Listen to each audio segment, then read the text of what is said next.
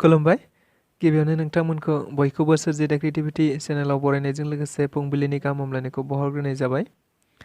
दिनैनि माखासे निउस आपडेटफोरखौ नोंथांमोननि सिगाङाव फोरमायथिना होनो आवगायनाय जालायबाय। नोंथांमोनहा भिडिअखौ नायनानै मोजां मोनोब्ला लाइक खालामगोन होनना आसा खालामबाय। लोगोसे इउटिउब चेनेलखौ दाबो साबस्क्राइब खालामाखैबा साबस्क्राइब खालामनानै लानो थाखाय गुरै खावलायनाय जाबाय। थ' बिदिब्ला जोङो भिडिअखौ जागायनोसै। गिबियावनो दङ उदालगुरि जिल्लानि रौता बडलेण्ड फोथाराव सोलिबाय थानाय दुलाराय बर' फरायसा आफादनि खुंगा 52थि बोसोरसालिया जथुम्मानि मैयानि जोबथा हाबाफारियाव आसामनि मानगोनां गिबि मन्थ्रि डक्टर हिमन्त बिश्व शर्मा बिथाङा बाहागो लाफैनाय जायो। मिथिनाय बायदिब्ला गिबि मन्थ्रि बिथाङा हाबाफारियाव बाहागो लाफैना दुलाराय बर' फरायसा आफादा गासै आसामावनो राजखान्थि, समाजखान्थि, रांखान्थि आरो सोलोंथाइ बिथिङाव मोनसे मैखोम हाबा मावदों होनना खौरांगिरिफोरनि सिगाङाव बुंथिना होदों। लोगोसे बिटिआरनि बायजोआव थानाय बर' गामिफोरखौ बारायनायखौ लानानै माखासे माहारिफोरा सोमावसारनायखौ लानानै खौरांगिरिफोरनि सोंनायाव बेयाव जेबो बादा थानो नाङा आरो बे थांखि लानायनि सिगां गासैबो एमएलएफोरजोंबो गिबियावनो सावरायलायनाय जाखादों होननाबो बिथाङा खौरांगिरिफोरनि गेजेरजों बुंथिना होदों। आथिखालाव जोंनि खौरां बिजोंफोराव जोबोद गोख्रैयै गोसारबाय थानाय मोनसे जाथाया दासिमबो गोसारबाय थानायखौ नुनो मोननाय जादों।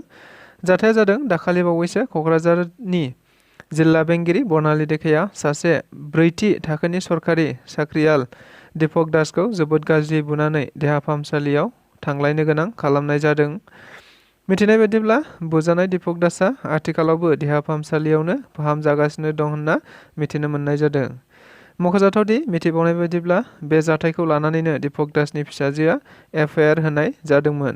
बे एफआइआर होनायखौ लानानैनो मैया जिल्ला बेंगिरि बर्नाली देखाया बेखौ बोखांफिनहोनो थांखिजोंनो मोनसे नङा मोनसे खायदा खालामबाय थानायखौ माखासे सुबुंफोरखौ देहा फाहामसालिसिम थिनहरनानै दीपक दासनिफ्राय सागान लायनाय जायो होननानै फिसाजोआ फोरमायथिना होदों। फारसेथिं बे जाथाया समाजाव मोनसे गाज्रि गोहोम गोग्लैदों होनना गोबांफोरा जिल्ला बेंगिरि बर्नाली देखानि हेंथायै बुंथिनानै जेलाव हरनांगौ, बियो साजा मोननांगौ, गोरलैयैनो हगारनो नाङा, निमाहा बिबाबो हगारनो नाङा, साख्रिनिफ्राय बोख्लायनांगौ आरो गोजौ थाखोनि अफिसारफ्राबो बेबायदि गुन्दागिरि आखु बाहायोब्ला इयुन जोलैफोरा मा जागोन बायदि बायदि होनना हेंथा खालामदों। फारसेथिं भुगिनांनाय दीपक दासनि फिसाजोआ सासे गोजौ थाखोनि अफिसारा माबोरै बुनो हाखो आरो बेबायदि बुनायनि मोन्थायखौ बिनो सोर होखो बेनि फिननायखौ नांगौ होननाबो खौरांगिरिफोरनि गेजेरजों बुंथिना होबावो। आमसुनि बानजायनायाव लखिमपुराव मोनसे सुबुं सोमावसारनाय हाबाफारि आथिखालाव आसामाव सरकारनि हायाव आयेन बेरेखायै थानाय सुबुंफोरखौ होखारबाय थानायखौ नोजोर बोनानै मैया आमसुनि बानजायनायाव लखिमपुराव मोनसे गेदेरथार सुबुं सोमावसारनाय जायो। बे हाबाफारिजों सोमोन्दो लाखिनानै आमसुनि दैदेनगिरिफोरा खौरांगिरिफोरनि सिगाङाव बुंथिनाय बायदिब्ला आसामनि गिबि मन्थ्रि बिथाङा संबिधाननि बेरेखा हाबा मावदों, जोंनि मोन्थायखौ बिथाङा गैया खालामदों। लोगोसे बेबायदि हाबाखौ थाबैनो बन्द खालामाब्ला रोजा रोजा मुसलमान सुबुंफोरा दिसपुरसिम थांगोन आरो बेजोंबो जायाब्ला रेल लामा, राजा लामा बन्द खालामगोन आरो गोनांथि जायोब्ला आसाम बन्दबो खालामनाय जागोन आरो बेफोराव जुदि बायदि जाथायफोर जायोब्ला बेनि थाखाय दायनिगिरिया हिमन्त बिश्व शर्मायानो जागोन होननाबो खौरांगिरिफोरनि गेजेरजों बुंथिना होबावो।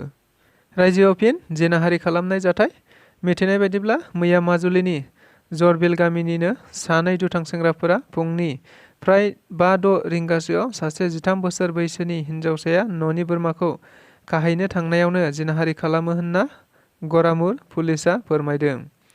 फारसेथिं बै सानै दुथां दायनिगिरिफोरखौ 29 बोसोर बैसोनि राथुल बराली आरो सासेखौ 24 बोसोर बैसोनि मानस बराली होनना सिनायथिनाय जादों।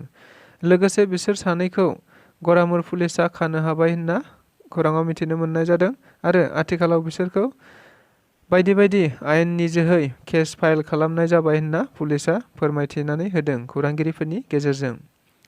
असमिया रावखौ मुसलमानफोरासो फोथांना लाखिदों बे बाथ्राखौ बुंदों धुबुरी बियाबनि एमपि बदरुद्दिन आजमल बिथाङा मैया मोनसे हाबाफारियाव बाहागो लानानै गावनि बिबुंथियाव बुङो बे बाथ्राखौ।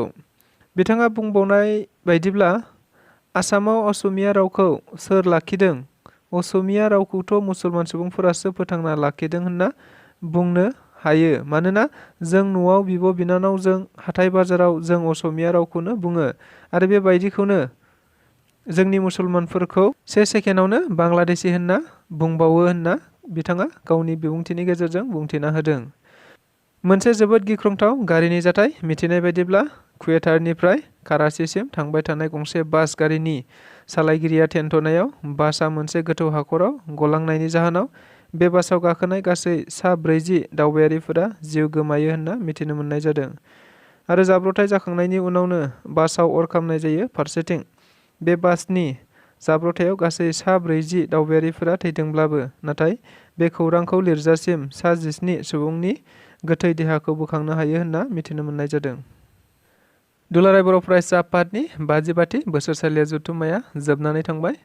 थांनाय 27 जानुवारिनिफ्राय 29 जानुवारिसिम उदालगुरिनि रौता बडलेण्ड फोथाराव खुंजानाय दुलाराय बर' फरायसा आफादनि खुंगा 52थि बोसोरसालिया मैया गोजोनै जोबनानै थांबाय। मिथिनाय बायदिब्ला बै जथुम्मानि गेजेरजों दुलाराय बर' फरायसा आफादनि 2023 आरो 24 मावसमनि थाखाय फिन गोदानै आफादगिरि महरै मानगोनां दिपेन बर' आरो गोदानै गाहाय नेहाथारि महरै मानगोनां खनीन्द्र बसुमतारीखौनो मावफुं आफादनि आफादगिरि आरो गाहाय नेहाथारि महरै सायख'नानै लानाय जायो। मख'जाथावदि मैयानि जोबथा हाबाफारिनि गेवलां मेलाव मेल बेखेवगिरि महरै आसामनि गिबि मन्थ्रि डक्टर हिमन्त बिश्व शर्मा बिथाङा हांख्रायनाय बायदिनो हाबाफारियाव बाहागो लाफैनाय जायो होननानै मिथिनो मोन्दों। लोगोसे बे हाबाफारियावनो मन्थ्रि उर्खाव ब्रह्म, बिटिआरनि गाहाय मावफुं सोद्रोमा प्रमद बर'जों लोगोसे गोबां दैदेनगिरि बिथांमोनहाबो बाहागो लाफैदोंमोन होनना मिथिनो मोननाय जादों। बेजों लोगोसे दिनैनि रादाबा बेखिनियानो। गोजोन्थों।